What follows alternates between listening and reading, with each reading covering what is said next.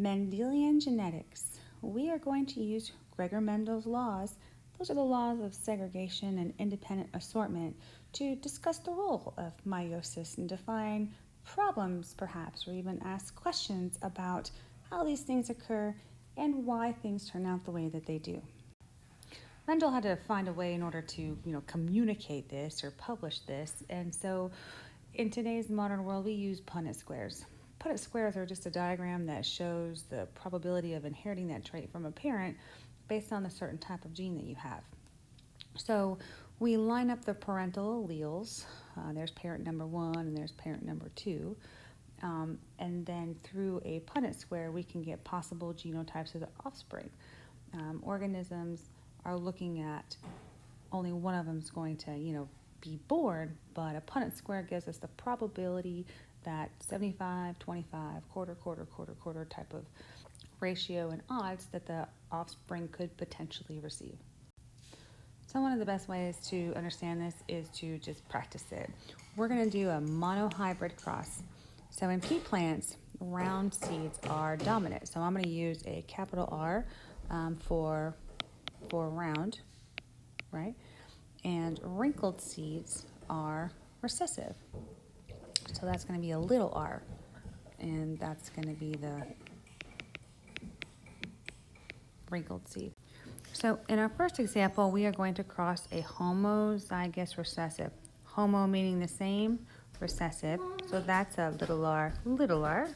So we're going to cross this guy with a homozygous, homo meaning same, dominant, which is big R, big R.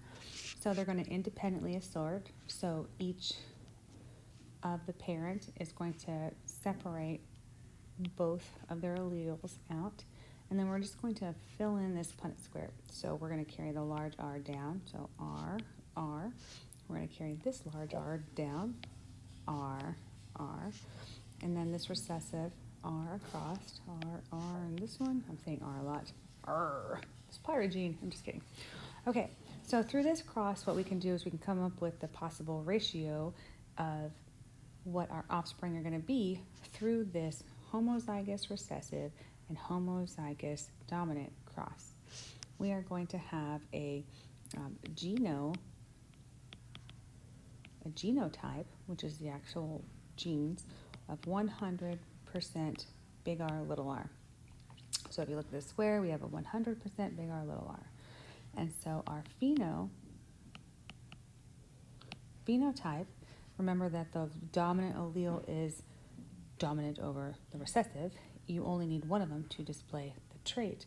So in our phenotype, our offspring are going to be 100%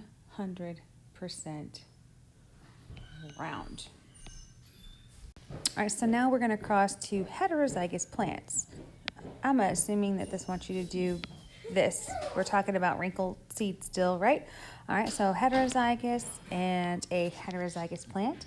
So there's my one parent, two parent. Now I'm going to fill in the punnet square and just carry the big R down here, and then the little r, and then this big R goes across, and then this little r goes across. Okay. Anytime we have a heterozygous cross where we cross two heterozygous things, we're going to get a 25%, 50%, 25%. This is our genotype, so they're 25% homozygous dominant, 50% heterozygous, and then 25% homozygous recessive. That's our genotype. Our phenotype, remember, they only have to have one big R, and they are going to be 75% round and 25%, because 25% of them are homozygous recessive, will be wrinkled. Now we're going to cross a heterozygous plant with a plant that has wrinkled seeds. There's only one way to get wrinkled seeds, and that's to be homozygous recessive. So there's my wrinkled plant, and there is my heterozygous plant. You fill in your punnet square, we have something a little different. This time for our genotype.